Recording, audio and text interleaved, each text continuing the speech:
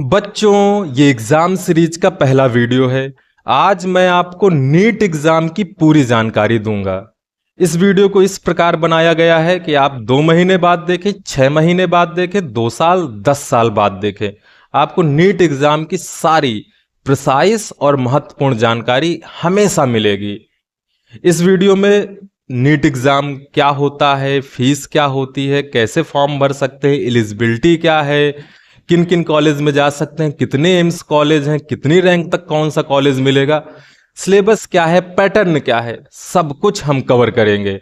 तो आइए वीडियो को स्टार्ट करते हैं। मैं हूं जीतू सर और आप देख रहे हैं अपना प्यारा सा चैनल जीतू सर लच। तो नंबर फर्स्ट हम जानते हैं कि नीट एग्जाम होता क्या है और इसके अंतर्गत कौन कौन से कोर्स होते हैं। नीट का फुल फॉर्म है national eligibility cum entrance test. सीधी सीधी अगर सरल भाषा में बताया जाए कि आपको डॉक्टर बनना है, अच्छा डॉक्टर बनना, बहुत बड़ा डॉक्टर बनना है, तो आपको एग्जाम देना है। मतलब आपको भगवान की कैटेगरी का बनना है। डॉक्टर भगवान से कम नहीं होते, इस धरती पे वही सब कुछ है। हेल्थ है तो वेल्थ है। तो अगर आपको डॉक्टर बनना है तो ये एग्जाम देना ही देना है, मस्ट है। अब इसके अंतर्गत 4 प्रकार के कोर्सेज आते हैं। पहला कोर्स है MBBS, master MBBS, bachelor of medicine and bachelor of surgery. दूसरा कोर्स है BDS, bachelor of dental surgery, दांतों वाला।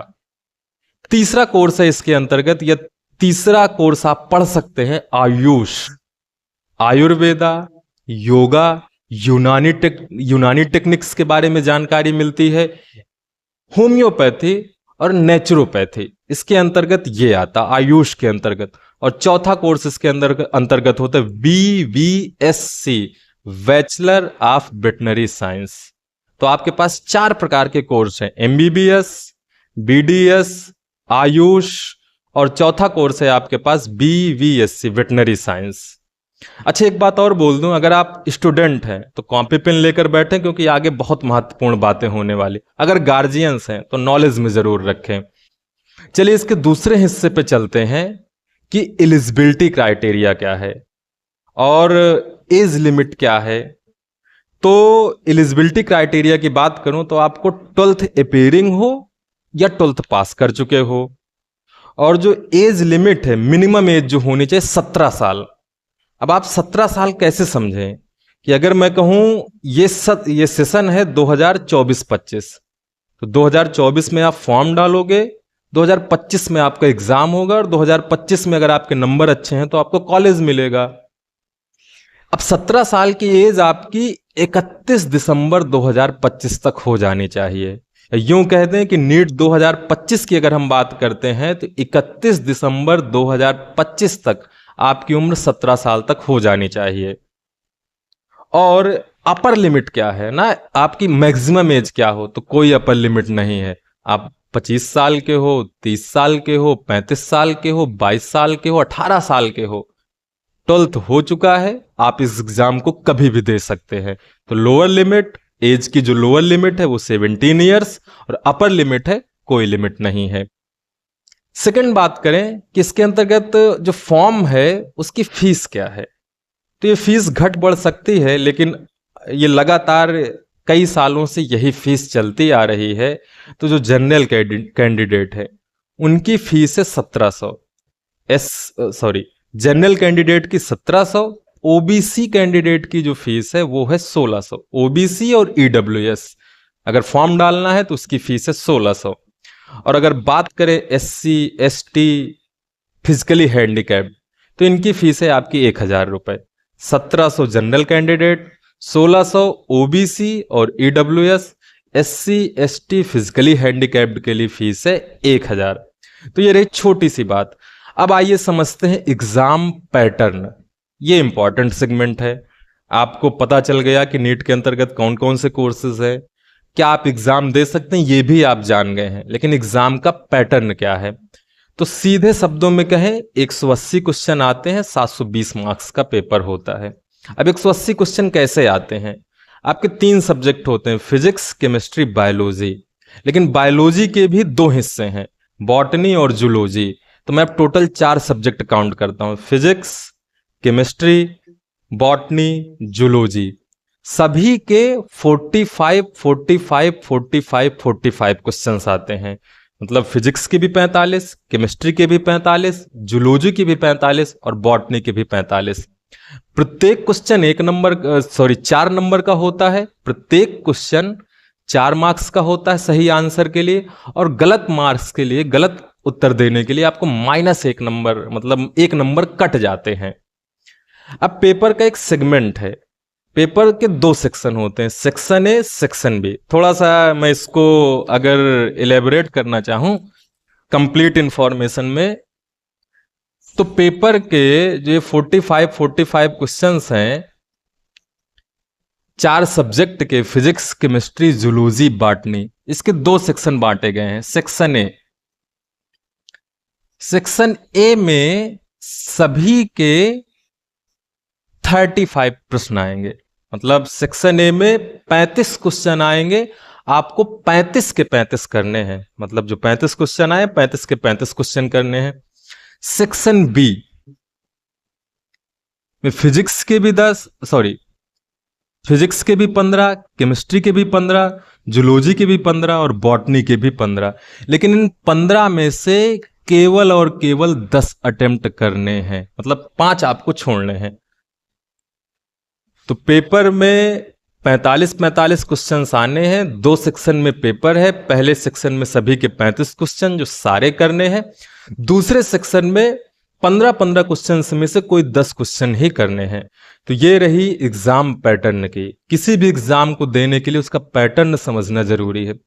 अब बात करते हैं एग्जाम सिलेबस की। तो सिलेबस के लिए एक बड़ा सा वीडियो मैं बनाऊंगा, तो उसके लिए आप चैनल से जुड़े रहें, और जल्दी हम बनाएंगे, जुलाई में ही बना देंगे, जल्दी बनाएंगे कि सिलेबस क्या है। अमूमन 12th का सिलेबस होता है, लेकिन क्या क्या पढ़ना है, कैसे पढ़ना है, उसमें हम पूरी जानकारी देंगे ना। सिलेबस बताने के साथ साथ कैसे तैयारी करनी है, सारी जानकारी आपको दी जाएगी। अब बात करते हैं अगले सेगमेंट में कि पासिंग मार्क कैसे डिसाइड होते हैं।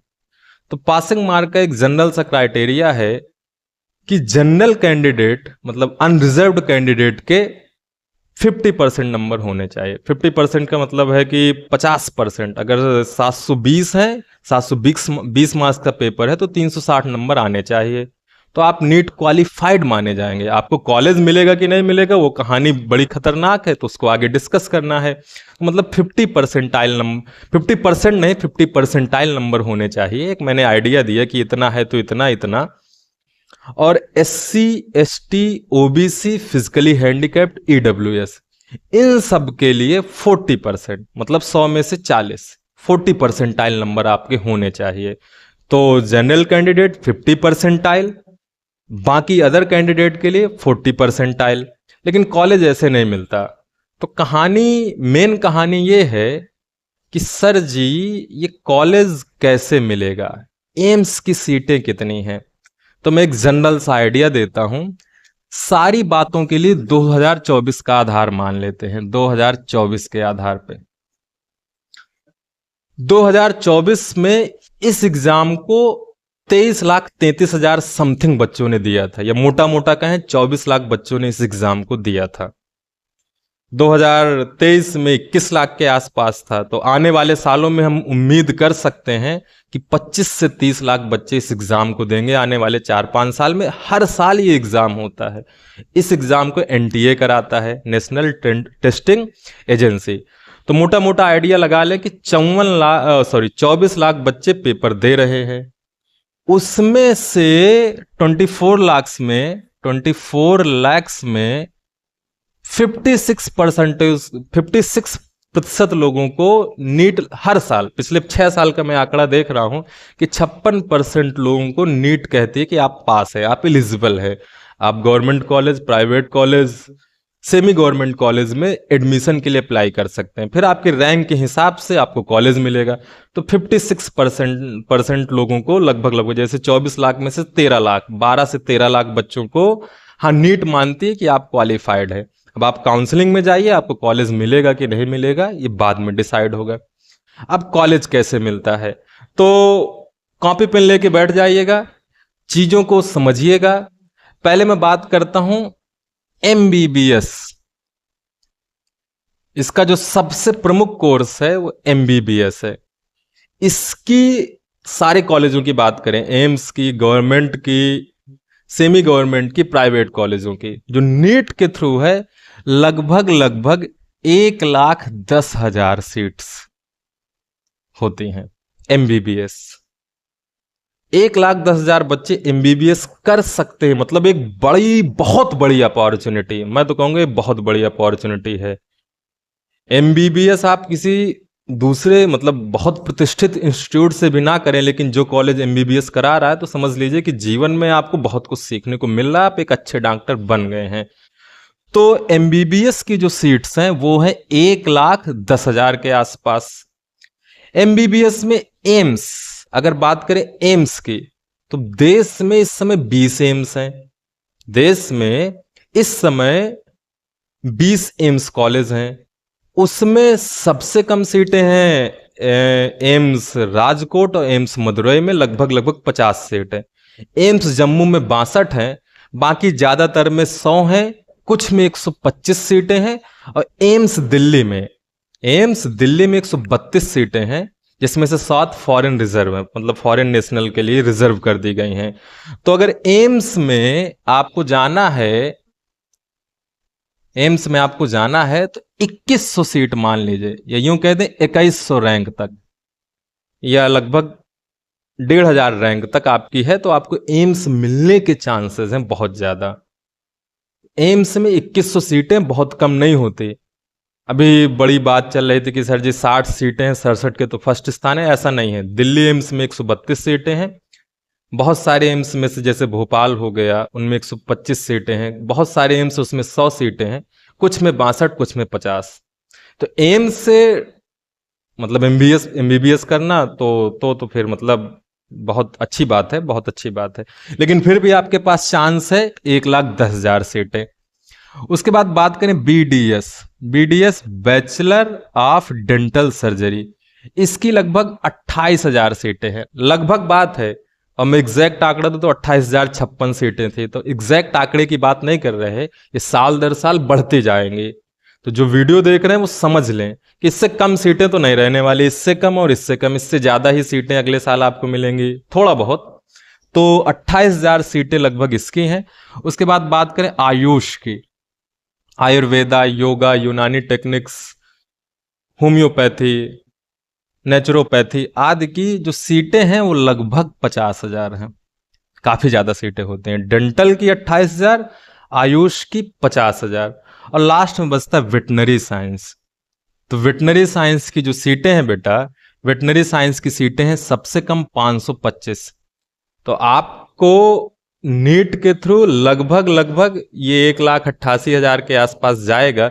मैं मोटा मोटा आंकड़ा दूं तो लगभग लगभग 2 लाख बच्चों को काउंसलिंग के बाद एडमिशन मिलता है।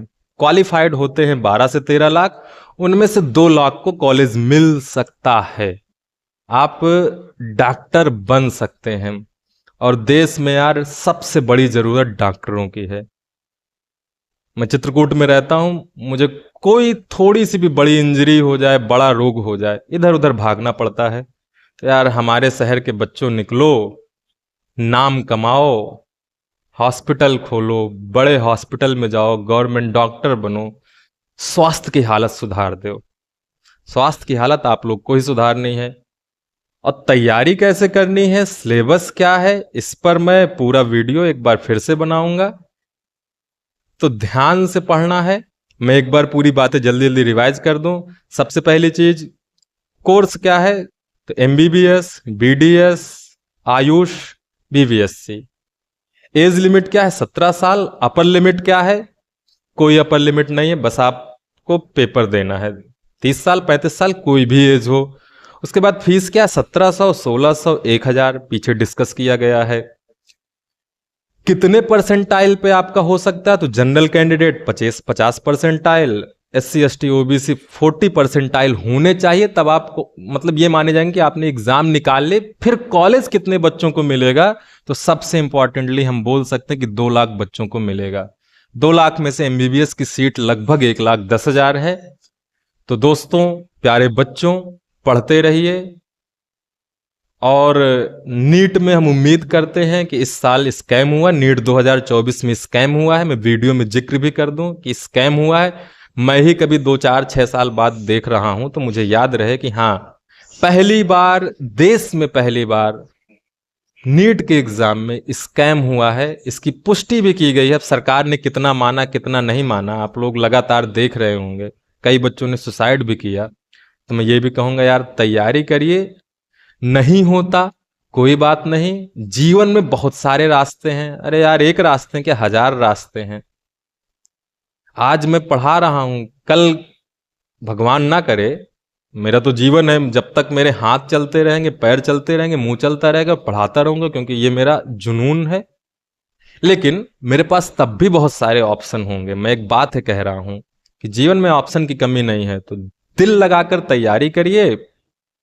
और एग्जाम सीरीज का हम दूसरा, तीसरा, चौथा वीडियो भी लाएंगे, जिसमें जेई का एग्जाम, गवर्नमेंट जॉब का और इसके सिलेबस के बारे में एक अलग सा वीडियो भी लाएंगे। तो मिलते हैं अगले वीडियो में। All the best.